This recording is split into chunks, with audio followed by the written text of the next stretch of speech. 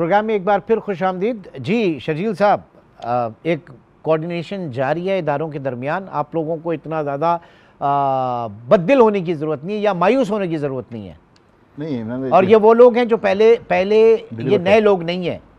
नहीं, ये बिल्कुल सही बात है। जब तक हमारे इदारों तक इत्तला पहुंचती है वो एक्टिव हो जाते हैं। इसमें थोड़ी बहुत गलती, बल्कि मैं ज़्यादा गलती उन विक्टिम्स की है जिन्होंने क्राइम रिपोर्ट नहीं करवाया। अब वो किसी पे एतमाद नहीं कर रहे। तो देखिए, सीधी बात है, CPLC वो इदारा मौजूद है जो हमारी कम्युनिटी के लिए, ये कम्युनिटी पुलिसिंग जो स्टार्ट की गई थी शहर में, जब किडनैपिंग बढ़ गई थी इसीलिए की गई थी, और इसने डिलीवर किया है। और आज तक कभी हमारे लोगों को, कराची के अवाम को उस इदारे से कभी परेशानी नहीं हुई। बाकी जगह पे कहीं थोड़ी बहुत परेशानी हुई होगी, लेकिन ये इदारा तो हमेशा बेसिकली तो ये जो पुलिसिंग की जब हम बात करते हैं तो ये ट्रस्ट डेफिसिट नहीं है अवाम और पुलिस के दरमियान, एक एतमाद का फुकदान है, इसे क्या आप कहिएगा?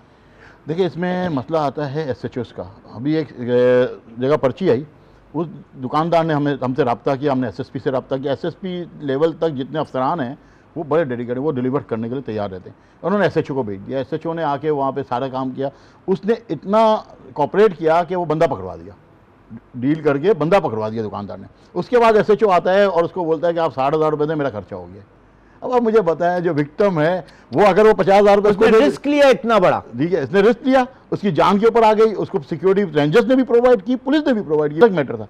लेकिन आप देखें, वो SHO आके अगर उससे पैसा लेगा तो नेक्स्ट टाइम वो कहाँ करे?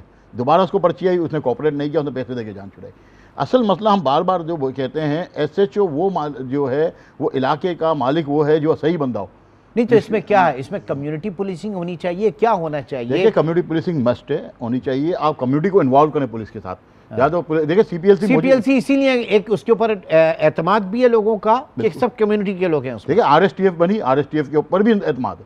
रेंजर्स के किसी विंग में आपको बुला ले, कोई मेजर या कोई सिपाही, आप यकीन करो, हर आवाम का हर बंदा जाता है, उसको पता है कि यार यहाँ पे मेरे साथ कोई ज्यादती नहीं होगी, मुझे इज्जत दी जाएगी और मेरे को सपोर्ट की जाएगी। यहाँ पे कुछ काली बेड़ें ऐसी हैं पुलिस के अंदर जिनकी वजह से एतमाद खत्म होता है और क्राइम बढ़ता है। अगर इस चीज़ को मॉनिटर कर लिया जाए, कंट्रोल कर लिया जाए, या उसका कोई ना कोई मैकेनिज्म सही बना लिया जाए, तो लोगों का एतमाद जब बहाल होगा तो हर बंदा थाने में क्यों नहीं आएगा? जब हम तक आते हैं, हम तो लॉ एनफोर्समेंट एजेंसीज नहीं है ना, हम तो ताजर रहनुमा हैं, लेकिन लोग फिर भी हम तक आते हैं, उसको ये पता होता है कि यहाँ पे जाने के बाद हमें सपोर्ट मिलेगी। असल में गुपलानी साहब, लोग डर जाते हैं, लेकिन जाहिर है कि ये डर ख़त्म करना है। अब विद योर परमिशन, कुछ नाजरीन हमारे साथ शेयर भी हुई हैं कॉल्स, जिस तरीके से वो बात करते हैं जो भत्ताखोर हैं, तो मैं चाहूँगा ज़रा उसको भी हम एक नज़र डालते हैं, सुनते हैं। नाजरीन ज़रा सुनिएगा क्या कहते हैं, क्या उनका किस तरह का स्टाइल होता है। आप कितना कमाते हैं, ठीक है ना? आप मुझे बताने की जरूरत नहीं, और मुझे पता है कि आपके शौक कितना बड़ा है, ठीक है भैया? केबर चौक पे भेज देना बंदा। केबर चौक नहीं है, केबर चौक पे भेज देना, मैं बंदा भेज दूंगा। भैया कोई ऐसा एयरपेयर नहीं करना दोबारा, हाँ, जो आपने किया था ना, बस खामोशी से बंदा भेज देना, ठीक है भाई जी? अब इस केस का मैं आपको बताऊं, अलमिया ये है कि SHO साहब मेरे पास आए कि हम जो है सादे कपड़ों पिकेट लगा रहे हैं और इंशाल्लाह बेफिक्र हो जाए। हाँ। और हम बेफिक्र ही हो गए। हाँ। आखिर में पैसे देकर ही जान छूटी। वो SHO साहब डिलीवर नहीं कर पाए, वरना अदरवाइज़ मैं आपको बताऊं, जिस वक्त पीक टाइम था इसका गैंग वॉर का, जहाँ पे लोग बहुत ज़्यादा घबराए हुए थे, लोग दुकानों पे नहीं आते थे, उन दिनों यकीन करें पुलिस के जो जवान हमारे साथ काम करते थे, कोई भी अगर कॉल आ गई या कोई पर्ची आ गई ना, उस पर पैसे नहीं दिए जाते थे और एंड तक उनको पहुंचाया जाता था और लोग पकड़े जाते थे। फुल फ्राई हाफ फ्राई हो जाते थे। फुल फ्राई हाफ फ्राई वाला सिस्टम भी दोबारा शुरू करना पड़ेगा शहर को अगर बचाना है। अगर शहर को बचाना है तो उस एक्सट्रीम लेवल पे जाना पड़ेगा। जी शब्बर साहब, क्या कहते हैं, क्या एहतियाती तदाबीर इख्तियार की जाए? CPLC क्या एडवाइस करेगा, क्या किया जाना चाहिए? बिल्कुल जी, इस सिलसिले में हमारी चंद मीटिंग जो है वो कराची चेंबर ऑफ कॉमर्स से भी हुई है, फाइट एसोसिएशन से भी हुई है, और जो बिल्डर एसोसिएशन है उनके साथ भी हमारी हुई है। हसन बख्शी हैं उनके प्रेसिडेंट, और जावेद बिलवानी साहब हैं जो हैं वो कराची चेंबर के हैं। और हमने भी उनको ये कहा है कि जी आप हमें क्राइम रिपोर्ट करें, जब तक रिपोर्ट नहीं होगा उसका कोई सोल्यूशन नहीं निकल सकता। और मैं समझता हूँ कि ये पब्लिक का कॉन्फिडेंस है इदारों के ऊपर, पुलिस के ऊपर और CPLC के ऊपर, कि उन्होंने हमें जितने भी केसेस हमें रिपोर्ट हुए हैं उन सब के ऊपर पॉजिटिव पेशरफ्त है। और आपने 10वें महीने में के शुरू में देखा होगा कि इनकाउंटर में 3 बहुत मतलूब जो हत्याखोर थे वो पुलिस ने इनकाउंटर में मारे गए, वो पुलिस के। तो उसकी वजह से भी इसके अंदर एक वाज़ेह कमी आई और एक क्लियर मैसेज गया है कि जीरो टॉलरेंस होगी और इसके ऊपर मजीद काम हो रहा है। बट जब तक सीपीएलसी को, पुलिस को, थाने को आप रिपोर्ट नहीं करेंगे, जब तब तक जो है उसके ऊपर काम नहीं हो सकता, क्योंकि रिपोर्टिंग बहुत इंपॉर्टेंट है। और मैं हमेशा इसके ऊपर बहुत ज्यादा एम्फेसाइज करता हूँ कि पहला स्टेप ही रिपोर्ट होना है।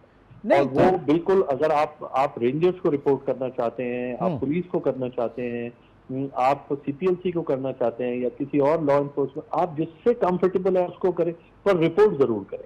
आपके पास बहुत सहूलत है कि आप 1101 पे रेंजर्स को बता सकते हैं, 15 पे पुलिस को बता सकते हैं, 1102 पे आप सीपीएलसी को इन्फॉर्म कर सकते हैं। हम सब बैकएंड पे एक पेज के ऊपर हैं, हम आपस में डाटा शेयर करते हैं और हम कंपाइल करते हैं और उसके बाद लॉ एनफोर्समेंट एजेंसीज जो है उसी डाटा को देखते हुए फिर जो है वो अपनी स्ट्रैटेजी जो है वो ड्राइव करें। लेकिन शब्बर साहब, आप जो है रिपोर्टिंग के ऊपर बहुत ज़्यादा इसरार कर रहे हैं, तो आपकी क्या ऑब्जर्वेशन है, रिपोर्ट क्यों नहीं किए जाते?